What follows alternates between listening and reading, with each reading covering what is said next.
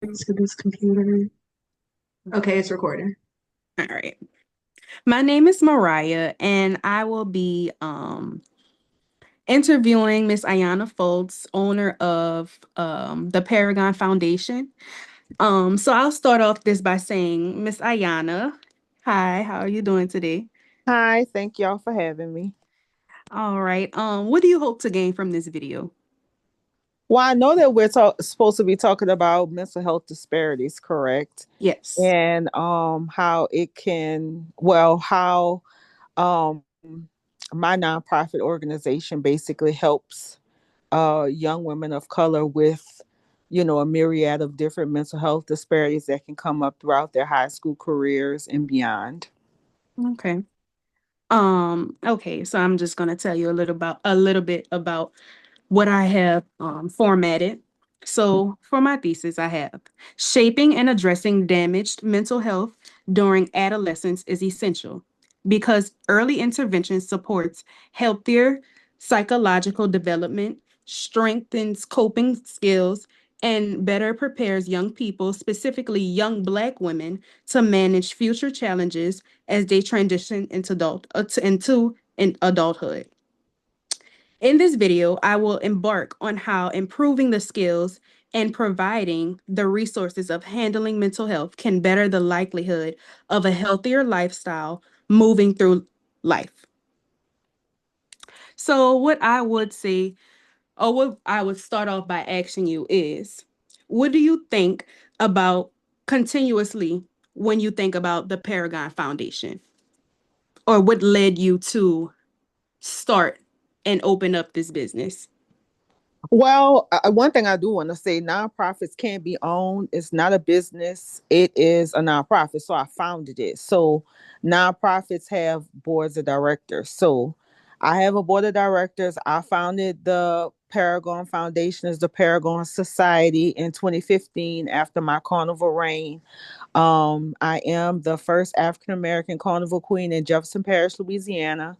I'm the first queen of the crew of Athena.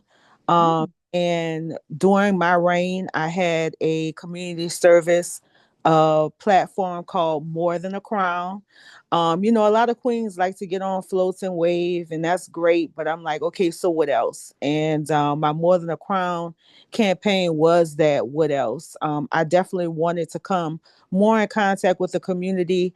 I had quite a few youth empowerment symposiums in conjunction with a few of the upper bound programs here in the greater New Orleans area. And after my reign, I decided that I wanted to continue my efforts in the greater New Orleans community, specifically in the way of women of color. So that's what made me found the Paragon Society. When I initially founded it, it was a group of women, and we basically did different community service and networking events. This was 2015, so that was a while back. And then in 2023, because actually during the quarantine, I went on hiatus, and I actually myself went through a very abusive relationship. It was my first time ever in like an outright abusive relationship, within quarantine years. I don't know how old you guys were, but we saw a lot of people really going through big life transitions during that time and shedding a lot of like who we were, like who I was in my 20s, and some things that my parents did not teach me as far as interpersonal relationships, romantic relationships. I had to learn on my own. When I finally emerged from this relationship, I learned a lot. I'm not one of those people where I go through a hardship and it just breaks me. I'm always collecting data, and I'm always trying to figure out how can I live my life where I'm happy and joyful, because that's what all of this is about, right? We get degrees, we, get certain positions, and then we get to a certain spot in our life and we decide that this doesn't make me happy. This is what society told me is supposed to give me happiness and joy, but I'm not happy. I'm in a relationship with such and such a person and I'm not happy. So I went through this entire process, 33, 34 years of age, and I was like, let me really figure out what's going to make me happy. So the way I rebuilt my life is the way I basically rebuilt the Paragon Society as the Paragon Foundation, which is now a mentoring organization for young women of color, high school age, and we're giving them all the tools that they need to live a joyful, whole life. We're teaching them that you are whole as an individual. You're not out in the world looking for another half. You are whole. You need to find out what makes you happy, what God puts you here, what your purpose is, and how you're going to move forward and reach those goals. And that's the journey is what's going to help you find that joy. So just how I rebuilt my life, I'm basically teaching young women of color so they don't have to make those same decisions that I made, and just giving them the tools that they need in order to live wholesome lives. So that's the purpose. Wow, very, very inspirational. Um, the next question I do have for you is, throughout the time of working with young women, what accomplishments have you all reached as far as an organization? In other words, what have your mentees accomplished with the help of your organization? Okay, well, I have a few graduates. One is currently in the Army. She's actually on a nursing track. I Mm-hmm. my two that just graduated this past year. One is at ULL, one is at LSU. They're in their freshman years. We still keep in contact. And I speak to them a lot, even currently, about a lot of the interpersonal relationships they're developing with their peers as well as with their professors. And they're using a lot of the tools that we taught them in our self-worth course and our dating and relationships course, and applying it in real life. Another big accolade for our organization is we got our first grant this fall from a local giving. It's like a giving circle, but they only give to women of color, like organizations that nonprofit organizations that serve women and children of color. And we got a $1,500 grant from them. We're happy about that. We were also nominated um this year. City Business Magazine acknowledged us as one of I think we were out of 10 nonprofits making a change in the greater New Orleans area. So that was great. Me and the girls and our board enjoyed, being acknowledged, because we have been working tirelessly for the last 2.5 years. And to see us finally, graduating girls, we actually have a structure. We actually are meeting monthly, just us growing and scaling in that way. And seeing parents give rave reviews of the work that we're doing with the girls, that's all, comforting and encouraging for us to continue, the good fight. Mhm. I love that. Working in this Black Health Disparities class, it helped me realize not only the issues of mental health, but allowed me to dive deeper mentally and get a clearer understanding of how one may think. So, for example, we've been reading a plethora of books about mental health and how we're just discredited as Black people. But one thing that I want to gear us towards is this quote from Post Traumatic Slave Syndrome. This is, I am not who I think I am, and I am not who you think I am.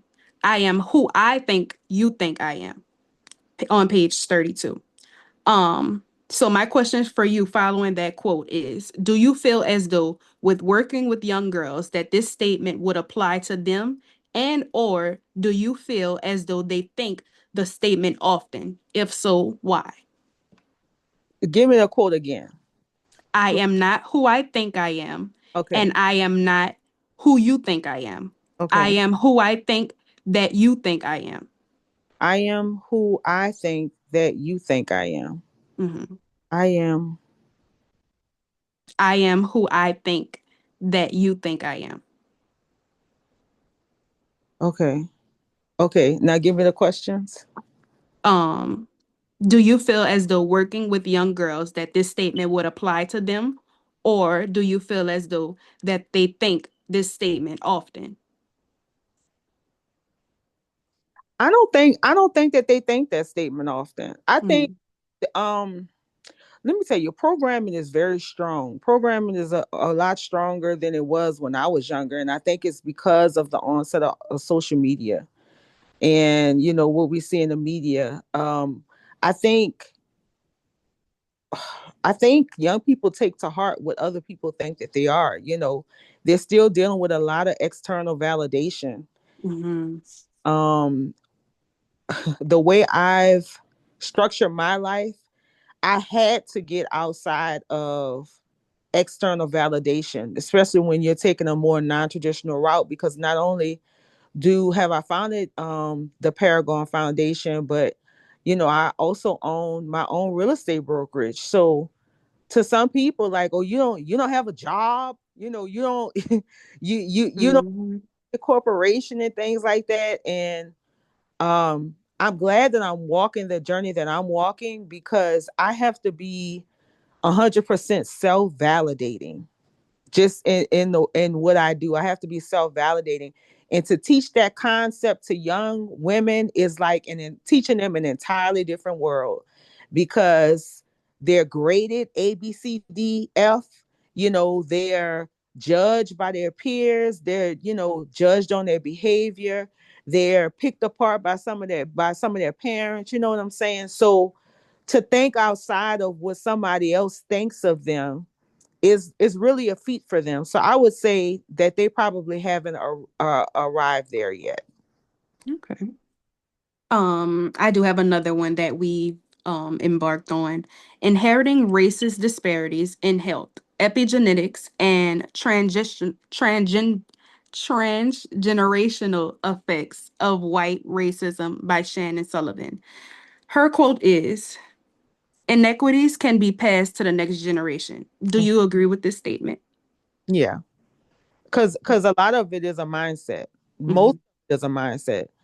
Um, if you okay, I'll give you an example. When I was in college, I had a roommate. She was from Chicago, and Chicago is very, first of all, it's a very urban, city, very large city. And it also, they have issues with food deserts there. Basically, there aren't enough grocery stores and such square mileage of people's homes or whatever. So I remember going to the store and making groceries with her, and I wanted some bananas. So, if I only want two bananas, and if it's like six on a thing, you could just break it off and put it in a bag and go on about your business. Well, I went to break off the two bananas, and she ran to me. She was like, wait, wait, wait. She was like, you're going to get in trouble for doing that. And I'm like, what? She hadn't been in a grocery store often enough to know that you can just take two bananas and Mhm. purchase those. You didn't have to purchase the. She's thinking that I'm doing something, wrong. And Mm. it's like, because she wasn't taught that, you can buy only two bananas. You know what I'm saying? So I think a lot of the iniquities and the disparities that we deal with, especially as people of color, is because of a lack of exposure. And my nonprofit organization, like, we just took the girls on our annual fall HBCU tour. A Mhm. lot of people haven't been on HBCU campuses, and Mhm. we have, how many HBCUs do we have right here in New Orleans? A lot of, especially Black people, are taught the white man's ice is colder. So you need to go to LSU. You need to, because you're going to get quote unquote better opportunities there. Mhm. Not, and that's just because that's what they think, because of the color of somebody, because that's what programming has Yeah. done. You know what I'm saying? So if they don't know any better, they're not going to be able to do any better. So nonprofits like mine, the Paragon Foundation, we take it upon ourselves to expose the girls to something different, something that they might not have seen or experienced at home. So when they go to the grocery store, they know that they can just get two bananas, or they know that they can go to the HBCU. They know how to apply for financial aid and things like that. So I would say, yes, those things are passed down, not necessarily genetically, but if the mama's doing it, 9 times out of 10, the child is going to do it. The child is going to have to grow up and be exposed to other people and other environments in order to know how to go about life differently. Yeah, and I totally agree with that. I definitely feel like when it comes to the adolescence of a child, given that you are helping young Black women, it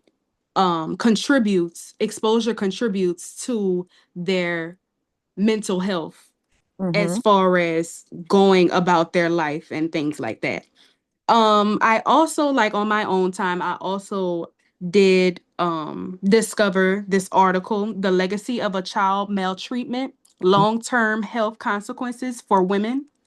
This article shows that childhood maltreatment, physical, sexual, emotional abuse, or neglect significantly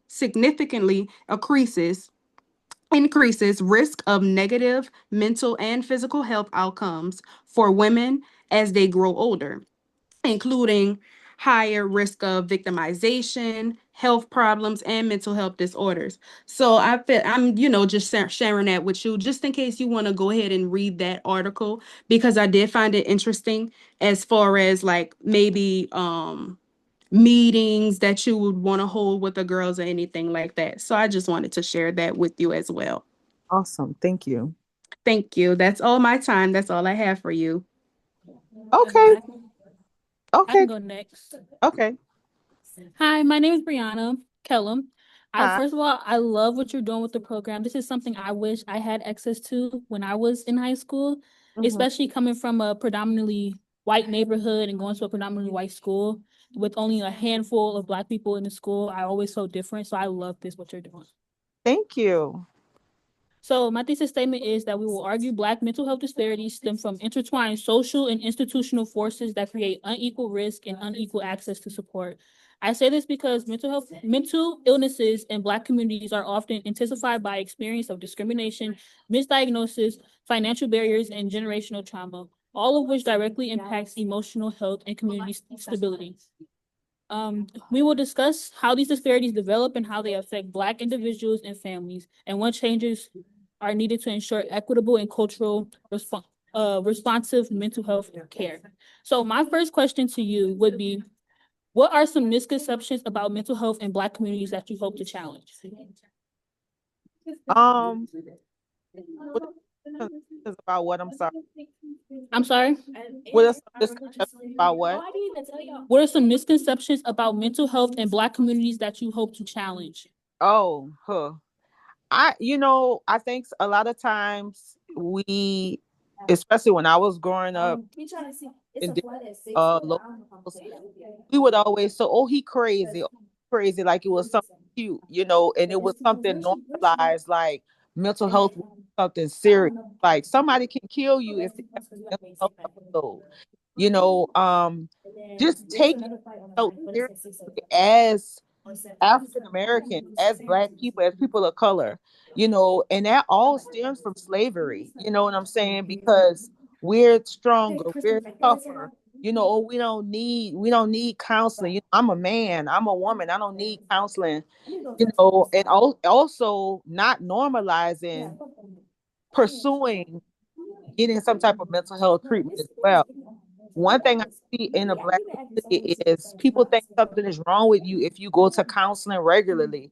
That is nothing is wrong with you if you go to counseling. That's like going to the gym. Like you go to the gym for your body, you need to go and speak to somebody for your mind. So it needs to be normalized that this is just a part of being a whole human being, is taking care of your mental. Because if your mental not right, your physical gonna end up not being right, your financial gonna end up not being right.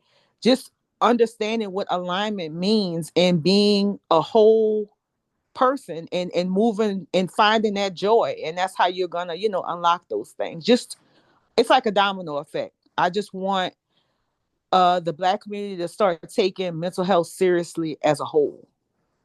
Yes, I wholeheartedly agree with you from that because I come from like a very like country family, so it's like some of that stuff like mental health was taboo. It was nothing like you had clothes in your bag, you had food on the table. So what are you upset about? So it was like now like being in college and learning mental health and going through my own mental health problems, it's like I understand like yeah. Yeah. So another thing we were in class we were discussing mental health obviously, and there was this video. It was called Black Women Talk Mental Health and Healing and Powerful Roundtable Discussions, and the phrase the strong Black women came up. Mm. So my question to you is, do you feel pressure to appear strong all the time? Where do you think that expectation comes from? I don't. I no longer feel pressure to be strong. I will cry. Mhm. But I don't weaponize my tears like some other people. But I don't feel the need to be strong all the time because I just don't need to be. Like I'm not putting my cape on for anybody besides myself. Like I've learned to save myself because a lot of that strong black woman narrative comes from us saving everybody else and holding everybody and carrying everybody else on our back. But what about us? You know what I'm saying? I've learned in this area of my life to be a lot more selfish because if I have, then that's when I can give. But I can't give anything if I don't have anything for myself. So, no. And I teach my self preservation is actually one of the values of the Paragon Foundation. We teach the girls that you need to preserve self before anything. You know, before you serve, before you're a leader, before you acquire knowledge, you need to, preserve yourself first. So no, I don't feel pressure to be a strong black woman. um Now, as far as like the older generations of women in my family, they want you to work to the bone and stuff. I don't even allow that to bother me anymore because they work themselves for the bone for less than $1,000 in retirement a month. Like that's not that's not a good payoff for me. I might as well work and do the things that I want to do, max out my IRA every year and get a lot more and be able to enjoy a lot more than that at their age and be happier and not so tore down because the man that decided you want to work for, but he wasn't working for you. So no, I don't feel Yeah. pressure to be a strong black woman. I feel pressure to be happy and to be joyful and to make sure that I have what I need. So no, no pressure anymore. None. No. And I love that. I'm trying to get to that myself because growing up, that's all I heard in my family was being a strong black person, always taking care of like me, like I'll put everybody else before myself. And that's something I really struggle with nowadays. Especially Mm-hmm. like that's just really something I'm trying to unlearn. Like, cause I saw my grandmother till this day still do it. Like she Mm-hmm. still puts everybody needs before her own, and sometimes she's left empty handed at the end. So it's Mm-hmm. like that's definitely some things I'm trying to unlearn because that's what I learned growing up. Yes. Me too. An- yes. Another question is, what has been one of the biggest challenges you faced in building this organization? Oh, probably people are very small minded. So I remember when I first was like trying to formulate and revamp the idea, people will laugh in your face or people will like question you and make it seem like your idea is dumb or something like that, or what you're doing doesn't make sense, or it's no type of payoff because it's not a selfish thing. Nonprofit doing things it's making sure other people are in a better position in the future. And a lot of people see things like if it's not a payday or if it's not, something that they can have a big title, associated with their name or something, they don't see value in it. But that's because they're more, people are more self-centered. So I think my biggest was just especially at the start was people taking me serious and my idea seriously. But what I realized was once I started self-validating and once I started showing up, like whether you take me seriously or not, this is who I am. This is what I stand for. My organization, accept it or not. That's when people started taking me seriously, and I realized that I was once again in a way looking for external validation. Yeah, look at what I'm doing. It's serious, isn't it? But I had to show up and be like, this is what I'm doing. This is what we've done. This is the accolades that we have, and this is where we're going. Whether you on board or not, we going. So Yeah. being taken seriously was the biggest thing. Alrighty. Another question I have is, I'm sorry, one second. Mhm. What are some of the healthy habits or coping skills you emphasize in your programs? Oh, so we have a course that the girls love. During our summer session, we have um, yoga and meditation for stress release. We like to do that every summer. It's always a good tool for our girls about to go off to college. Um, we also have our self-care course. We also have our self-love course. So we had the ladies from Black Women for Self come in to teach us how to take out time for ourselves and the different ways that you can show yourself love. In many ways, it doesn't even cost anything. Like I like to go to the spa. That's my thing, but that's kind of where I am right now in my life. I love to be rubbed on and massaged and stuff like that. Somebody else might just want to meditate by the lake or something. I used to do that a lot. When I work out, that's meditation for me. You know, I have a gym in my apartment complex that I love. I used it for the first time yesterday. I live right by the Greenway. So yeah, those are just some ways, you know, that show my self-love and and I also teach the girls and show the girls about, how to take care of yourself and what that looks like. Alrighty, that is very good. And then my last question to you is: in your work with working with young Black high schoolers, one thing that was very hard for me in high school was trying to learn how to express myself in an effective way that people can understand and actually hear me without it coming towards as like the angry Black woman or anything like that. So my question to you is: what approaches help young Black girls feel safe enough to express their emotions? Oh, I'm big in our nonprofit academy. We actually, so my brokerage office is on Southern University at New Orleans campus, and it's in their small business incubator. There's a couple of classrooms in there, and we use one classroom in particular. And I make sure, when that door is closed, this is a safe space, period.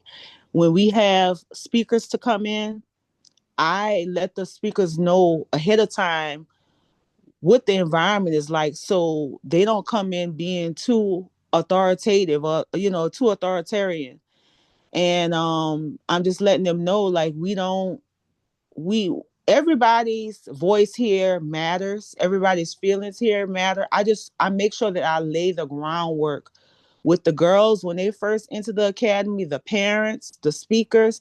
I just make sure everyone is on the same accord. And when we're together, it's like the girls, they never want to even leave because that's just how safe they are. We just have a certain groundwork and a certain way that we deal with one another that makes them feel safe, that, they're accepted. We don't deal with the cliquishness, none of that. Like, but I understand with me being a leader, they're looking at everything that I do. They're watching how I communicate with each of them, and they follow that lead. And that's what has laid the groundwork for them feeling as if Miss Ayanna is a safe space. The Paragon Foundation is a safe space, and that's very important to me. Thank you so much for your time. You're welcome. Okay, I can go next. Hi, I'm Brianna Roberts. Nice to meet you. Hi, nice to meet you. Okay, so my thesis is that in this video, I will argue that mental health disparities in the Black community are rooted in systemic racism, limited access to care, and persistent cultural stigma. I say this because these factors create barriers that prevent many Black individuals from receiving timely, culturally competent mental health support. This video will discuss how historical discrimination, social stigma, and unequal healthcare access contribute to mental health challenges.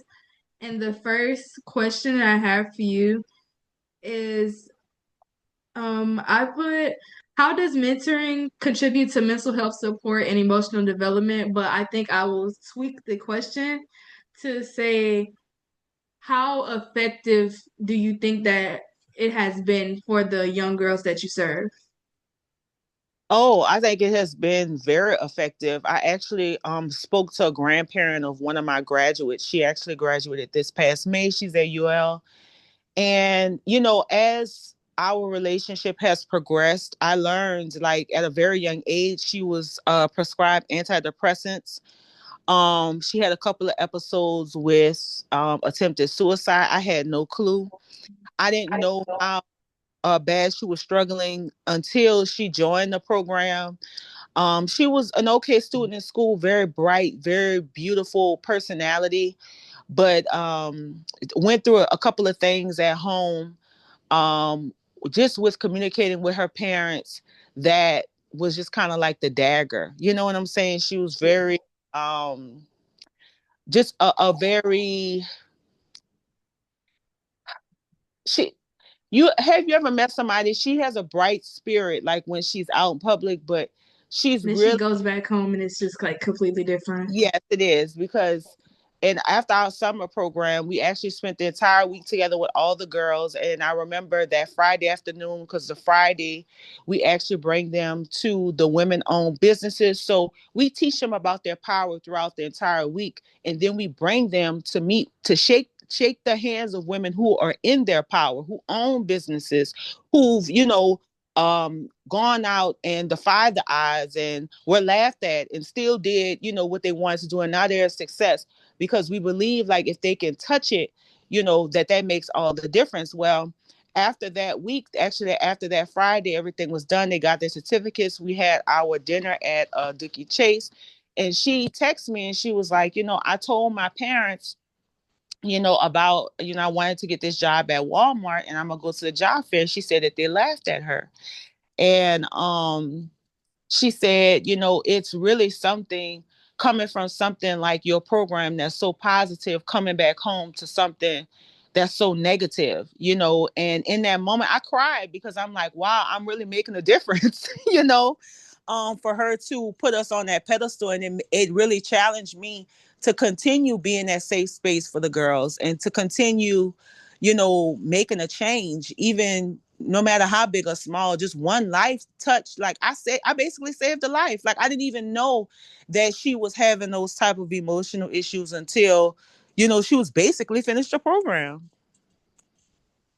It's very nice that you were able to be that safe space for her, even though every time she went home, it feels like she went back to the same negative space. But at least she had a space and an opportunity to be herself and to express her emotions, express how she felt, and have someone that truly believed in her and say, "Oh, you can do this, you can do that," instead of laughing at her for wanting to better her life. Right. And she got the job and she worked it until she went off to school. So see? That's good for her. Yeah. That's really good. Yeah. Okay, and then we read this book. It's called Post Traumatic Slave Syndrome, and I pulled this quote that says African Americans have unwittingly adopted habits and traditions that influence how we think, what we eat, what we believe about health and healthcare, how we manage interpersonal conflict, and even how we behave sexually. And I wrote that this highlights the deep and lasting impact of the historical trauma on daily life in the Black community. Her point, Dr. DeGrye's point, is that many behaviors and beliefs like that exist today, they did not appear randomly. They developed from pure survival over the years. Like even being a strong Black woman, oh, I'm not hurt. This doesn't hurt me, because if you were hurt as a slave, you're not useful anymore. You're gonna be ripped away from your family. You have to go do this, go do that, and they might even kill you just because you're not making them any money anymore. So you're always, oh, I'm fine, I'm fine, I'm great, but you're not fine and you're not great. So that's been passed down through many generations. And without conscious awareness, and it shapes how people view themselves, view others and institutions, and including the healthcare system.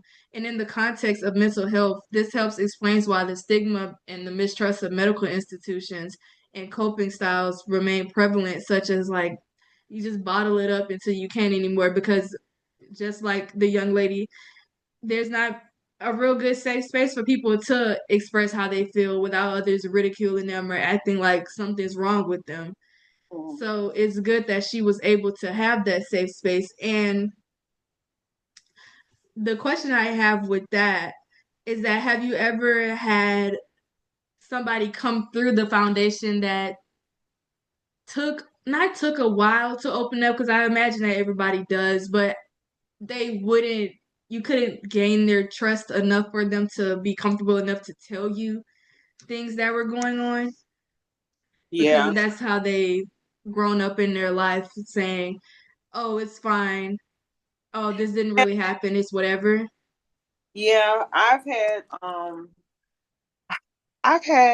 I would say that's majority of the girls who come to me, honestly.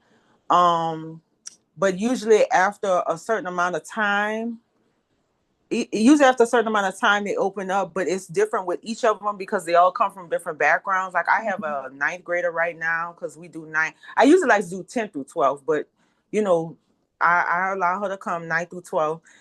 And I can already tell that she's going to have a little bit of a issue opening up only because the conditioning of her mom. Like, this is the thing. So when we have our like involvement with the parents, like doing the tours, I like for at least one parent to come, but it helps me to see the actions of their parent and also see how they interact.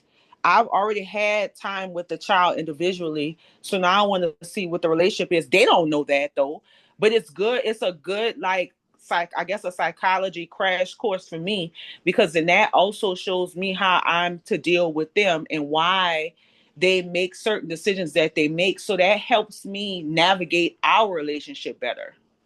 I don't know if that makes any sense, but it's like a cheat code. They don't even know that I'm evaluating them because I want to see. Because I mean, parents are people too, and parents have flaws. And whatever I see that's right or wrong is gonna help me better help the child. I'm gonna figure out what's missing. Is something that's deficient. It's something that's not there's a reason they're here. So I'm trying to figure out what's my best lane to navigate to get them to find that joy and to find that purpose in their life. So I don't know if that answers the question.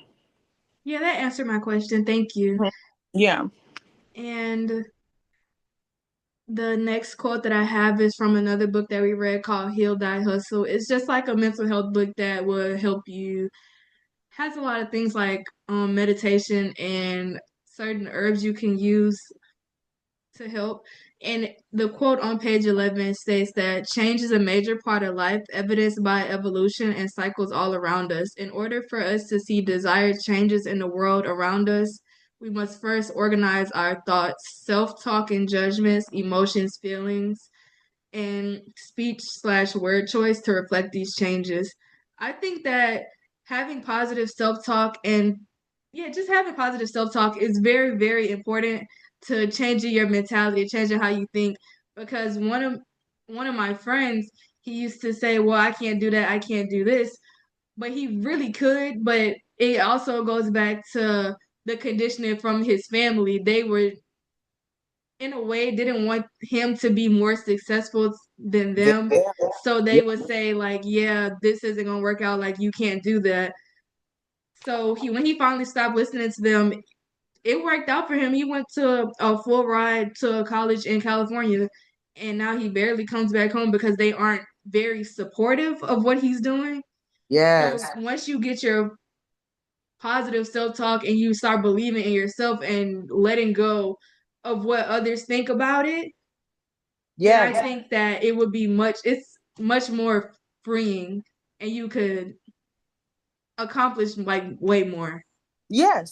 Yes. You are the co-creator of your life. Like you are the co-creator. If you don't move, nothing will happen. If you keep telling yourself that you can't do something, you can't, because you're not doing it and you're not going to do it. So yeah, very true. And that's something else we talk about in our dating and relationships course with the girls. That's that, they love when I teach that, because parents tell you don't date, don't do this, but they don't tell you how. Eventually there's going to be some dating going on, so you might as well tell them how to do it. Well, one of the things that I teach them in the dating and relationships course is listen to how your date, whether you're interested in men or women, listen to how your date talks about themselves, and that'll tell you how they're going to treat you. Because if they're not talking to themselves positively, how are they going to muster up the courage to speak to you in a positive light? Exactly. They don't have a positive self-talk talking to themselves. They don't like themselves. They're not going to like you either. Get away That's from so true. That's so true. us. That is Yeah. so incredibly true. And they talk a lot about things that you shouldn't be doing. You shouldn't be thinking about this, you shouldn't be thinking about that.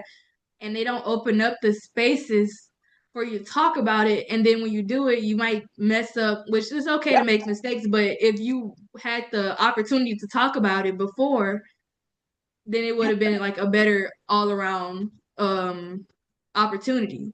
Right. And then what you also have to understand is a lot of parents don't even know themselves. That's what I had to learn. I was telling her, I think I did tell my Mariah, my mom just passed away. And it was so many truths that I came to like leading up to her passing. And now after her passing, it was a lot of generational curses. And it wasn't her fault. It was just her conditioning. Yeah. I have a different belief system than my mom had because I decided that I was going to step outside of the quote unquote matrix, and I was going to do what I needed to do to make sure that I was happy instead of listening to what society says should make me happy. We're all not cut from the same cloth. And my mom, before she passed, she was just so almost mesmerized at the woman that I am. Like, how she used to look at me like, how are you this person? Like, I raised you, because I'm so outside of, and it's working. That's the thing. She was afraid that what I told my mom a few years ago, I said, Mom, I'm not going back to work. I'm not working for nobody no more. She was like, well, what you going to do? So I decided, I was like, I'm gonna have my own business. I'm gonna go to real estate school. I had 3 degrees now. 3 degrees. I said, I'm going to real estate school. I'm gonna become a realtor and I'm gonna hustle. I'm gonna be 100%. And I did. And now on my own brokerage, I have agents that work under me. I have my own nonprofit organization teaching young girls. It's all about your mindset. And I dare somebody to tell me what I can and can't do. No. Mm-hmm. Mm-mm. It's all about what you think you can do. Yeah, but I know who I know I am. Period. Mm-hmm. I have one quick question. Uh-huh. Um, how did you train yourself to become this woman to be able to help everyone else, Um, specifically young Black women? how did I train myself to I listen, I was thinking about this earlier too. Okay. So when I was 19 years old, I was always overweight. Like in my I was looking at some childhood photos. I was like, I wasn't even big then, but people were telling me I was the fattest one in the class and stuff. And I ended up being like 200 and something pounds like in seventh grade. And the largest that I remember I was like 272 pounds. I remember I seeing on a scale. Well, when I was like 19 or 20, I actually dropped out of nursing school and I enrolled in Delgado. Everybody said I wasn't going back to school and stuff like that. Well, I decided, like, I started envisioning who I wanted to be. I had never seen her before. Like, I had been big all my life, listen to what other people say all my life. I said, I'm going to be fine as hell, number one. I swear, I said, I'm going to be fine. I'm going to be educated. I'm going to be paid. But I just need to figure out how to do it. So the first thing I did was I lost over 100 pounds. I knew at that moment that if I can like fight with myself and battle myself and find a discipline within myself, I could do anything I wanted to do. And I think God gave me that experience very early on to show me that yes, you can do it. So then I gave myself other goals. I said, okay, I'm gonna be paid. So what I did was I had all of my degrees. I got my MBA in health management. And then I said, I had friends telling me, you're not gonna find a job more than $10 an hour, but that's all that they had experienced. And I had to understand that. I ended up beating out 3 Tulane University graduates for one of my final W-2 position. I was a director of operation for the entire state of Louisiana. I was 27 years old. 27 years old. Don't tell me what God can't do, and don't tell me who I am, because I was unhappy. I was like, okay, I've made it all the way up here. And yes, I won't be a boss. I'm a boss, but I'm like, am I really a boss? Like, I'm clocking in every day. Like, I really want to be a real boss. Like, I want to make my own money and sign my own checks. And I figured out a way. And here I am, and here I am. So it was just like, first of all, I envisioned it. And then I had to be hell bent on, this is who I'm going to become. And I'm going to figure out a way to do it, but I'm going to figure out a way to do it the right way. I'm not taking no shortcuts, because if I take shortcuts, it's not going to last. And I'm always going to be trying to patch this up, robbing Peter to pay Paul. No, I'm going to do it the right way, and it's going to stay. And that's where we are. Okay. And the last quote that I had came from the Black, Indigenous, and People of Color Mental Health Fact Sheet. And the statistic is that approximately 50% to 75% of youth in the juvenile justice system meet the criteria for mental health disorder. And I think this highlights how a lot of Black youth are usually have something wrong, but they don't know how to ask for help, and they might be crying out for help in different ways, such as like acting out in school, and then that leads to other things that they're doing that might lead them to be going to jail or like taking part of in all of these activities. So my question to you is that are do you think that the organization is helping to prevent things like this from happening, for people from crying out for help and providing a safe space for them to talk instead of getting into all these other illegal-ish activities? Wait, what's the question? The first part of the question, I'm sorry. Do you think that the organization is helping the young Black girls from going down the wrong path, trying to cry, like find help within themselves? Oh, yes, definitely. Definitely. They know that they could come to me or any of our board members for that matter, for that Mhm. matter, for anything.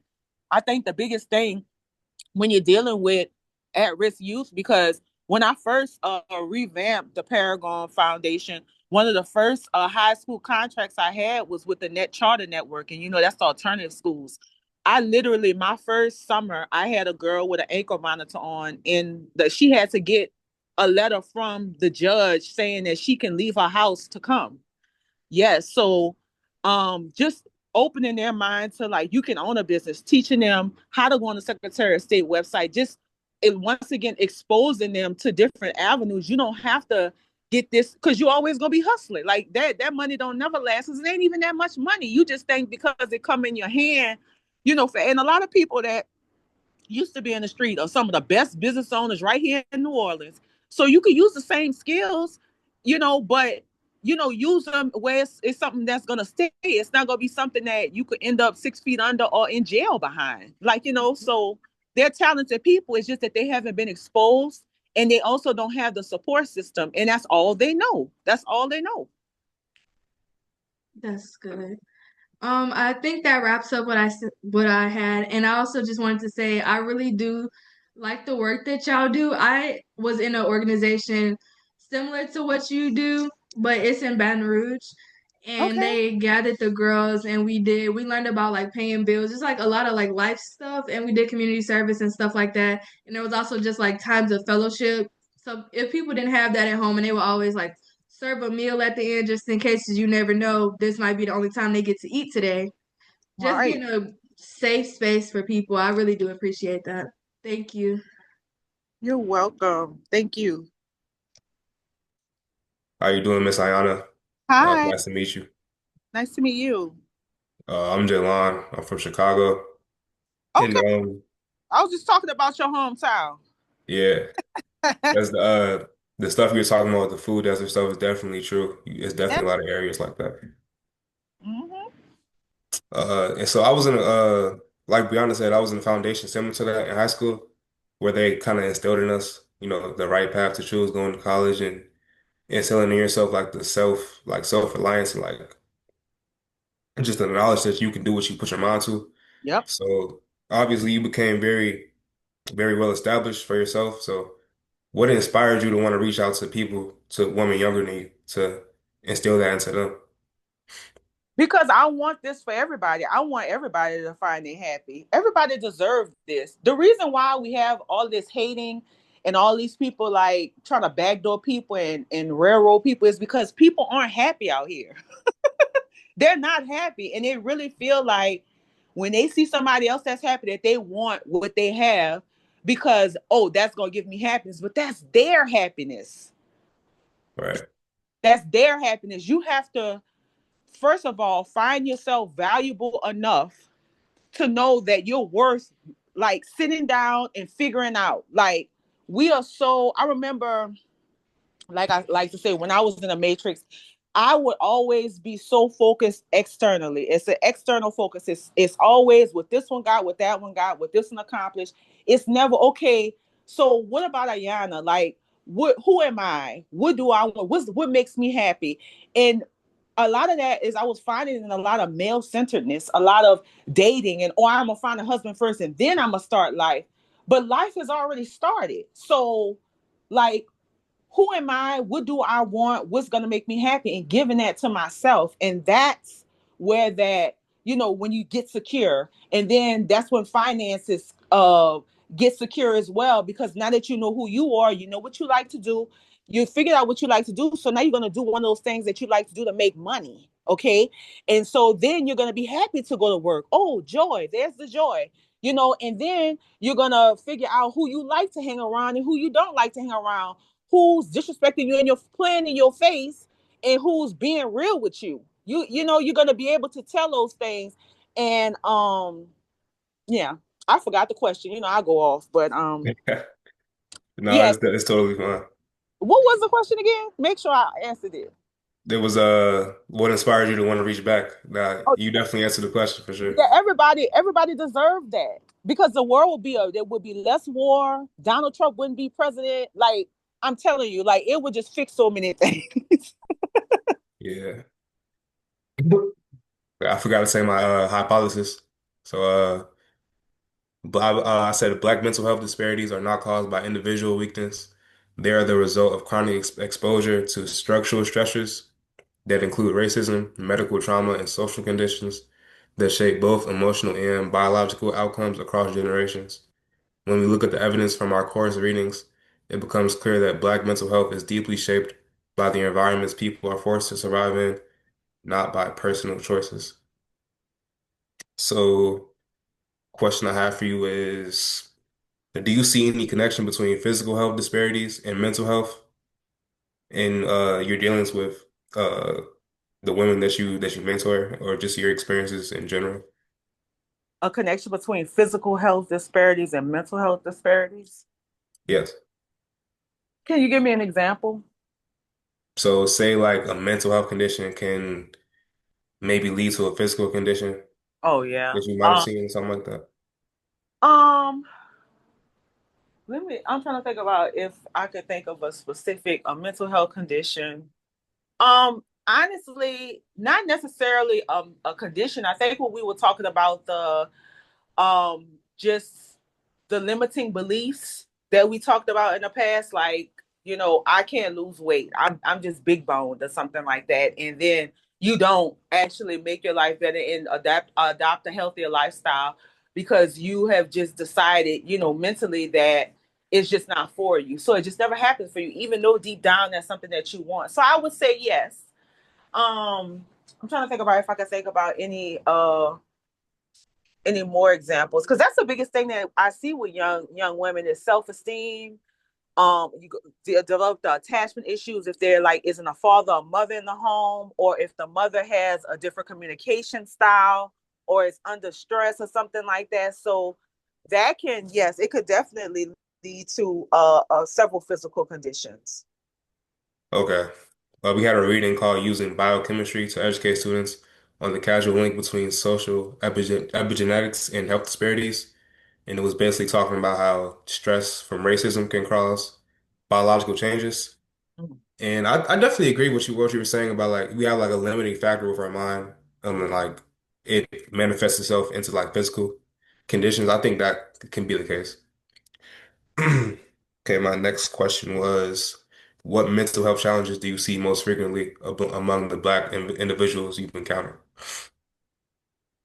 Which one do I see most often? Yeah, Ooh. or not even that, but like what's like the most impactful? If not most often, then what's the most impactful? Um, hmm. What's a mental health condition I see most often with the girls? Oh, thankfully, I haven't seen any like grandiosity or like narcissism, anything like that that I've seen yet. But I have a couple of girls who, well, I have one girl in particular. She would be, more, I don't want to say special ed, but she has like one of the forms, like she I think she has autism. So she learns differently. I also realized on our HBCU tour as well, that um, her relationship with her mom, it kind of makes her, and she's in high school, I think she's in 10th or 11th grade, it kind of, she kind of snaps, kind of, because I was talking to her one time and she kind of spoke to me like kind of rough, but I had to understand that her mom had her in a state of where she was just like overstimulated. That's what the word I'm looking for. She was just very overstimulated. And so I see a lot of overstimulation. I have one girl with autism. I had one with clinical depression. She actually just graduated, doing a lot, better. And I actually, when I was growing up, I probably had a depression as well. I have a father who alcoholism, things like that. I dealt with a lot of abuse myself. I didn't realize I was abused until I got this age, but yes, I was abused. Because we don't call it abuse, right, in a Black household, but yeah, probably those are the biggest mental health ailments I've witnessed so far. Okay. So we had another reading called Battling Over Birth, and it was talking about how trauma in healthcare settings affects mental well-being. So, in the medical system, there's people who get ignored or they're dismissed or disrespected, and especially Black women. And I actually had another discussion about how Black women were treated during birth, how that can affect, both the mother and the child. Mm-hmm. So, is there any connection you've seen between like, or not connection, but it's like, does like the topic of pregnancy come up a lot, or like is that something that like weighs on the young Black youth? Of Pregnancy, what? What's the topic? pregnancy, or Oh, just like being a mother in general? we have okay. So I have one girl. She wants to be a judge. She's a beautiful. She does beautiful portraits, artwork. She goes to Noka, and she wants to have 6 kids. So I'm like, I don't know why you want to give all that energy away, but who am I to question it?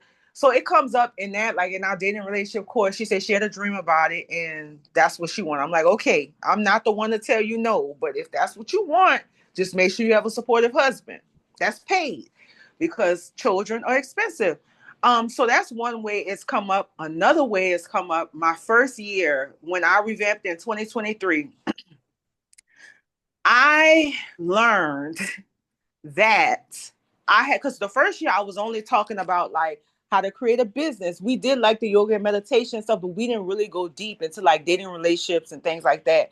And so the next year, because one of my first girls got pregnant, and I felt a little bit like a failure. I'm like, well, we weren't talking about the right thing. You know what I'm saying? So it wasn't something that was brought up. It actually in a business center our first year. So it wasn't something that was brought up. It wasn't even something that I thought about. But I was also dealing with more at-risk youth. So probably percentage wise for what their school, which was net charter, was concerned, that was kind of like, because a lot of them, they have a daycare at the school on the net chart in Gentilly, they have a daycare on campus. So the teachers probably were used to seeing that. But me, being auxiliary organization that partnered with them and having to go through that, I'm looking at myself like, oh my God, I failed. Like, why we didn't talk about this? Like, so it wasn't something that came up. It was something that I had to end up implementing and making into coursework because I didn't want them to, once again, walk into a realm of life that they aren't prepared for. Right, right. Okay, my last question is, do you encourage any action from us to support the foundation, or is there any more knowledge you want to share with us before we end the interview? I mean, what would y'all? I need my website updated, but I might end up having to do that on my own. I know that we talked about a YouTube video. You know, I'm open to anything that y'all think would be a good idea. I've been trying to do a compilation video of all our different coursework forever. It's just I haven't sat down to do it. So if y'all want to help out there as well, y'all can. But everything is in process. So anything y'all are willing to help us out with. I know the end of y'all semester, so I ain't gonna ask y'all to do something in 2 days, and I don't want to burden y'all with that. But we're open to any help y'all are willing to offer. I would be Got you. This very is happy to actually, help, actually. yes. This is one form that this is actually the YouTube video that we are helping for the organization, actually. And I actually have one more question. Hmm. You say your girls teach you more than you teach them, and why do you figure you are one of their biggest advocates? Why do I figure I'm one of their biggest advocates? Just don't And play. do you I just and feel like they just got here. Like, they just started life. And mhm, think of like old adults my age or like in a workplace that they to discourage them because it happens. Like I know that y'all have jobs and stuff like that. It just infuriates me because I'm like, let these children live. They're trying to figure out life just like we did at one time. And it's like, I feel like I'm a parent, but I'm not like their parent. So I see life from all different angles. And I don't have kids of my own. So, and I still remember like 10th grade, like it was yesterday, literally. So, and what was the other part of the question? The first part? would you say your girls teach you more than you teach them? They do. Would they teach me more than I teach them though? They humble me, I tell you that much. They do humble me. And they also like, even when I make decisions that don't have anything to do with the nonprofit, it is like being a parent because I'm like, if my girls were to find out about this decision I made, like let's say I'm dating someone and I made Mhm. like where I didn't respect myself in certain in one way or another. I literally think in my head before I make a decision, like if my girl found out about this, how would they feel about it? So it makes me check myself. Like Yeah. it keeps me in check because I'm like, I can't be out here living a lie. Like, and I'm telling them to live in their truth. Yeah, making sure you practice what you preach. I Yeah, definitely get that. yeah. Mm-hmm. Um, but yeah, that was the only last question I had. So Okay. thank you so, so much. We appreciate your time today, and we hope to get this video out so that you can see it. Okay. Well, I guess I could put my, my head on and I don't look too bad No, at the end. Thank y'all so much. thank Thank you. you. We appreciate you. Thank you. All right. Bye. Bye. Thank you. Bye.